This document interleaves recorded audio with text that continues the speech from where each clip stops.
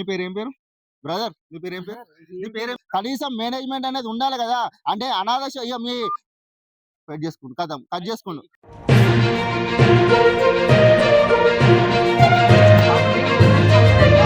Recording on జెయి. నీ పేరేం పేరు? బ్రదర్ నీ పేరేం పేరు? నీ పేరేం పేరు? నీ పేరేం పేరు? ఇటు. ఇటు నీ పేరేం పేరు? ఇటు ఏం పేరబ్బా?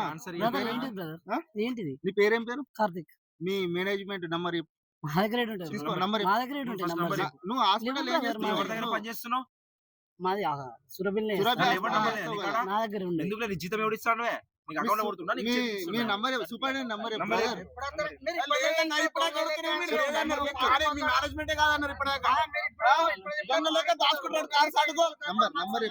నా దగ్గర లేదన్న నంబర్. నా దగ్గర నంబర్ ఉండవు. మా దగ్గర ఉండవన్న. సూపరింటెండెంట్ నంబర్ ఎవరి నంబర్ ఉంది? నీకు ఇన్ఛార్జ్ మీ ఎవరు? నీ మా నీ దగ్గర ఆ- లేదు. నీ బ్రదర్ నువ్వు ఏం చేస్తావు?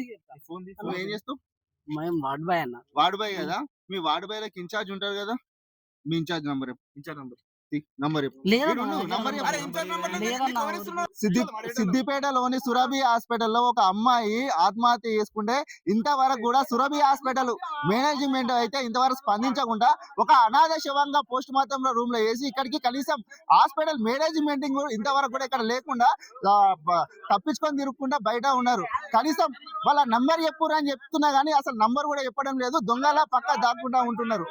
బ్రదర్ చెప్పు బ్రదర్, అసలు ఏమైంది ఆడ సురభి హాస్పిటల్ ఏమైంది అసలు? ఈరోజన్న అక్కడ ఆత్మహత్య జరిగి దాదాపు 2-3 గంటలైనా కూడా ఇప్పుడు ఎవరు పట్టించుకునే పరిస్థితి ఇక్కడ చూసే మేనేజ్మెంట్ వాళ్ళు లేరు, పోలీసు వాళ్ళు లేరు.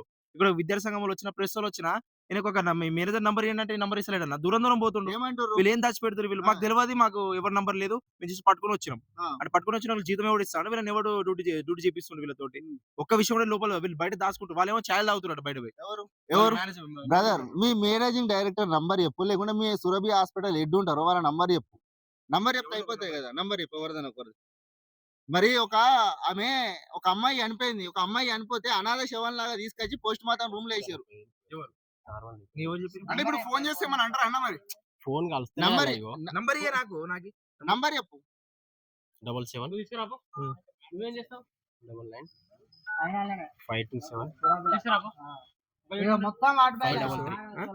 533 ఎడ్యుకేషన్ మేనేజ్మెంట్ ఇక్కడ ఒక అమ్మాయి చనిపోయింది, మార్చర్ రూమ్ లో ఉంది. మేమంతా ప్రెస్ వాళ్ళము, విద్యార్థి సంఘం వల్ల ఇన్నే ఉన్నాం, మేమంతా వెయిట్ చేస్తున్నాము. ఇక్కడ మేనేజ్మెంట్ ఏమైనా అడుగుదామంటే ఇక్కడ ఒక్కరు లేరు. మీరు ఎక్కడ ఉన్నారు? మేము ఇక్కడ లేమండి. ఎక్కడ ఉన్నారు మీరు? దీనికి రెస్పాన్సిబిలిటీ ఎవరు? వస్తున్నారు సార్, వాళ్ళు వస్తారు. ఎప్పుడు వస్తారన్న? ఇంకెప్పుడు వస్తారు? ఇంకా 2 రోజులు అయినాక వస్తారా? వస్తారండి, వస్తారు. మీరు ఎక్కడ ఉన్నారు? మీరు వస్తారా రారా? హలో వాళ్ళ parents హలో రావాలి కదా. హలో హలో హలో నేను మనకర్త న్యూస్ ఛానల్ జర్నలిస్ట్ మాట్లాడుతున్నా. ఉమ్, ఇప్పుడు ఇన్సిడెంట్ జరిగి ఎంత టైం అయింది సార్? జరిగిందండి. వాళ్ళ పేరెంట్స్ ఆ, వచ్చిన జరిగి ఎంత టైం అవుతుంది అంటున్నా నేను. 3 hours అవుతుంది. 3 hours అవుతుంది సార్. ఒక అనాథ శవం లాగా మేము తీసుకొచ్చి పోస్ట్ మార్టం రూమ్ లో వేసారు. కనీసం ఇక్కడ ఎవరైనా ఉండాలి కదా సార్. ఫార్మాలిటీస్ వాళ్ళు సార్ వాళ్ళ చూసుకుంటారు. ఫార్మాలిటీస్ ఇబ్బంది చూసుకుంటారు, పెట్టలేం కదా. వాళ్ళ ఫార్మాలిటీస్ చూసుకుంటారు. వాళ్ళ పెద్దపల్లి సరే, వాళ్ళు రానికి టైం పడుతుంది. కనీసం ఇక్కడ ఎవరైనా ఉండాలి కదా. స్టాఫ్ అనే మేనేజ్మెంట్ ఎవరైనా ఉండాలి కదా. ఎవరున్నారు ఇక్కడ? మీ వార్డు బాయ్లను అడిగితే వాళ్ళు తీసుకుంటారండి, పోలీస్ వాళ్ళు అరే చూసుకుంటారు. పోలీస్ వాళ్ళు చూసుకుంటారు సార్. వాళ్ళ చర్య వాళ్ళ ప్రక్రియ వాళ్ళు చూసుకుంటారు. వాళ్ళ ఫార్మాలిటీస్ వాళ్ళు చూసుకుంటారు. ఆ సురభి హాస్పిటల్ గతంలో కూడా ఎన్నో కేసులు జరిగినాయి. వీళ్ళు మొత్తం దొంగ నాటకం ఆడుకుంటా హాస్పిటల్లో ఎంతో మంది ప్రాణాలు పోతున్నా గానీ పక్కన పట్టించుకోకుండా వ్యవహరిస్తున్న మేనేజ్మెంట్ సురభి హాస్పిటల్. దీని మీద ప్రభుత్వం ఇంతవరకు చర్యలు తీసుకుంటలే. గతంలో కూడా ఎంతో మంది ఇట్లా జరిగింది. అసలు సురభి హాస్పిటల్ సంబంధించి అసలు పర్మిషన్ లేకుండా కట్టడాలు జరిగినా కానీ అందులో ఈ కళాశాల అనేది నిర్వహిస్తున్నారు. మరి దీనికి బాధ్యత ఎవరు వహిస్తారు? ఇట్లా అమాయకమైన ప్రజలు, అమాయకమైన పిల్లలు ఎక్కడి నుంచో వచ్చి, దూర ప్రాంతాల నుంచి వచ్చి ఇక్కడ సీట్లు వచ్చి చదువుకోవడానికి వస్తే ఇట్లా కొంతమంది ఇన్సిడెంట్ల వల్ల కొంతమంది ప్రాణాలు కోల్పోతున్నా కానీ మేనేజ్మెంట్ అనేది సరిగా పట్టించుకుంటలే. ఇక విద్యార్థి సంఘాలు కూడా ఉన్నాయి. బ్రదర్ అసలు అక్కడ ఏం జరిగింది? అసలు ఆ అమ్మాయికి ఏమైందట? మరి మేనేజ్మెంట్ డైరెక్టర్స్ వాళ్ళు ఏమన్నారు? ఇంతవరకు హాస్పిటల్ దగ్గరికి వచ్చిరా? మరి అక్కడ ఏం చెప్పారు? ఇంతవరకు ఈ యొక్క సురభి కాలేజ్ యొక్క మేనేజ్మెంట్ ఎక్కడ కూడా కాలేజ్ దగ్గర మాకు కనవలేదు. హాస్పిటల్ దగ్గర మార్చురీలా శవాన్ని పడేసిపోయారు. అంటే ఈడొక 2-3 వాళ్ళ యొక్క హాస్పిటల్ వార్డ్ బాయ్లను పెట్టి సెక్యూరిటీ లెక్క ఇడిచిపెట్టిపోయారు. అంటే ఆ యొక్క శ్రీజ అనే అమ్మాయి చనిపోయింది. ఆమెకు నిజంగానే తల్లిదండ్రులు లేరు అన్న విషయం తెలుసుకొని ఎట్లా పోయి అనాథ శవం ఎవడు పట్టించుకుంటారు అని చెప్పేసి మార్చురీలో పడేసిపోయినటువంటి దుస్థితి. కాబట్టి ఏబీవీపీ నుంచెల్లి మేము ఒకటే అడుగుతా ఉన్నాం. సురభి కాలేజీకు ఎలాంటి పర్మిషన్‌లు కూడా లేవు. అక్రమ కట్టడాలను కట్టుకుంటా ఆ యొక్క కళాశాల సుమారుగా 2-5 లక్షల ఫీజులు వసూలు చేసేది. మీ యొక్క పిల్లల్ని చంపుకోవడానికా? ఇప్పటికైనా తల్లిదండ్రులారా ఆలోచించి ఆ యొక్క సురభి కళాశాల అడ్మిషన్‌లు చేపియకండి. దానికి పర్మిషన్‌లు లేవు. కాబట్టి మీ విద్యార్థులను, మీ యొక్క కుటుంబాలను ఆగం చేసుకోకూడదని చెప్పేసి తల్లిదండ్రులకు విజ్ఞప్తి చేస్తా ఉన్నాము. వెంటనే ఇక్కడ ఉన్నటువంటి మార్చురీ రూమ్ దగ్గరికి ఆ యొక్క కళాశాల మేనేజ్మెంట్ రావాలి. ఇక్కడ మీడియా మిత్రులకు, విద్యార్థి సంఘాలకు సమాధానం చెప్పాల్సినటువంటి అవసరం ఉన్నది. ఈ వార్డ్ బాయ్‌లు ఏమన్నా వీళ్ళు గిట్లా ఉరేసి చంపిర్రా అని మాకు అనుమానం వస్తా ఉన్నది. ఎందుకోసం అంటే వార్డ్ బాయ్‌లు అడుగుతే పారిపోతా ఉన్నారు, ఉరుకుతా ఉన్నారు రోడ్లు పట్టుకొని. అంటే మాకు కూడా ఒకటే అనుమానం ఉన్నది. కాలేజీ యాజమాన్యమే చంపేసిందేమో అనిపిస్తా ఉన్నది. కాబట్టి మీరచ్చి సమాధానం చెప్పి ఏం జరిగిందన్న సంఘటనలు బయట పెట్టాల్సినటువంటి అవసరం ఉన్నది. ఒక్క పోలీసు కూడా ఇక్కడ కనబడతలేడు, ఆచూకీ లేదు. ఆడ వ్యాన్ వారేసిపోయారు పోలీసు వ్యాను. పోలీస్ అన్నలు కూడా మీరు చేసే డ్యూటీ ఈ యొక్క ప్రజలు ఇచ్చేటువంటి జీతం అన్న విషయాన్ని గుర్తుపెట్టుకొని మీ డ్యూటీలను నిర్వహించడానికి ఇక్కడికి రండి. ఇక్కడ నిజానిజాలను బయట పెట్టాల్సినటువంటి అవసరం ఉన్నదని చెప్పేసి పోలీస్ అన్నలకు కూడా గుర్తు చేస్తా ఉన్నాం. నమస్తే.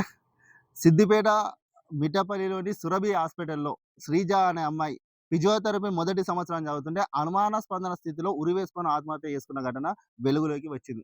ఆమె చనిపోయిన తర్వాత హాస్పిటల్ యాజమాన్యం ఆమెను సిద్దిపేట ప్రభుత్వ ఆసుపత్రికి పోస్ట్‌మార్టం నిమిత్తం పంపించారు. కానీ హాస్పిటల్ యాజమాన్యం ఎవ్వరు కూడా స్పందించకుండా లోపలనే గుట్టు చప్పుడు కాకుండా బయటకు రాకుండా వదిలేసిర్రు. కానీ ఆ అమ్మాయికి అమ్మా నాన్న లేని పరిస్థితిలో అట్లా హాస్పిటల్ యాజమాన్యం వ్యవహరిస్తున్నారని మిఠపల్లి గ్రామస్తులు, మిఠపల్లి సర్పంచ్ పాలక వర్గం చెప్తున్నారు. మిఠపల్లి సర్పంచ్ గారు ఉన్నారు. అసలు ఏం జరిగింది మిఠపల్లి సురభి హాస్పిటల్‌లో అడిగి తెలుసుకునే ప్రయత్నం చేద్దాం.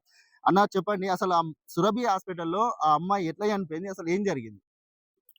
ఈరోజు మిఠపల్లి గ్రామంలో మెడికల్ కాలేజీ సురభి కాలేజీలో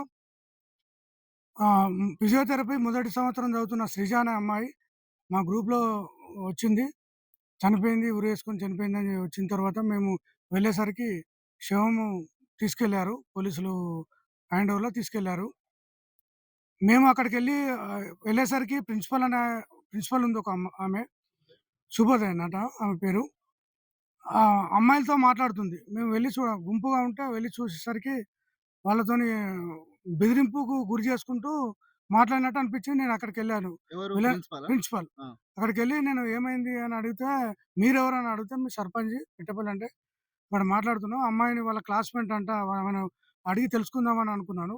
అంతలోనే అమ్మాయి మీరు అడగొద్దు ఇక్కడ మేము పోలీస్ వాళ్ళు ఎంక్వైరీ చేసుకొని మేము ఏమి అడిగాము? ఏమైందమ్మా?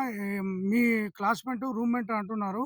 మీకేమన్నా చెప్పిందా అని అడగనివ్వట్లేదు హ్మ్. ఆ ప్రిన్సిపల్ గారు. మరి ప్రిన్సిపల్‌ని అడగకుండా ఎవరిని అడగాలండి?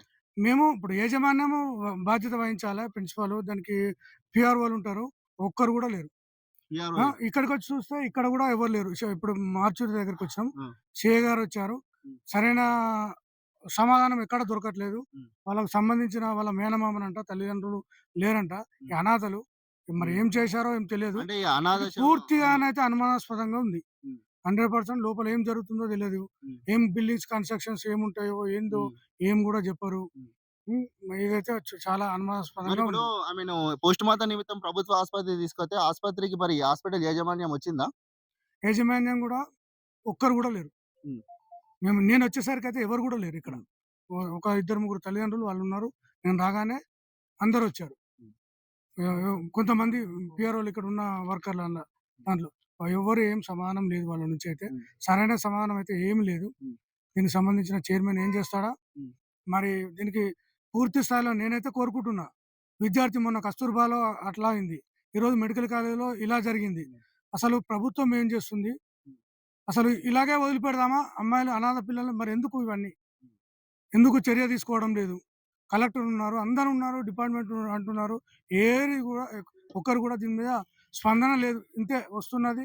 2 రోజులు చూస్తున్నారు ఖతం. దాన్ని మర్చిపోతున్నారు. ఎక్కడిదక్కడనే పడేస్తున్నారు. దీన్ని ఇలా గాకుండా ఇంకో అమ్మాయికి జరగకుండా నేనైతే పూర్తి స్థాయిలో చేస్తున్నాను. నేను గూడా సీఐ గారికి నేను గూడా నా పర్సనల్‌గా నేను గూడా కంప్లెయింట్ ఇవ్వబోతున్నాను. ఏం జరిగింది?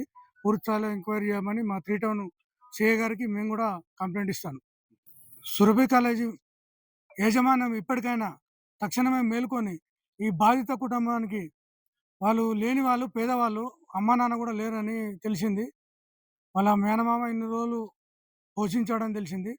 వాళ్ళకు తగిన తక్షణమే సాయం చేసి వాళ్ళని ఆదుకోవాలని కూడా మేము డిమాండ్ చేస్తున్నాం.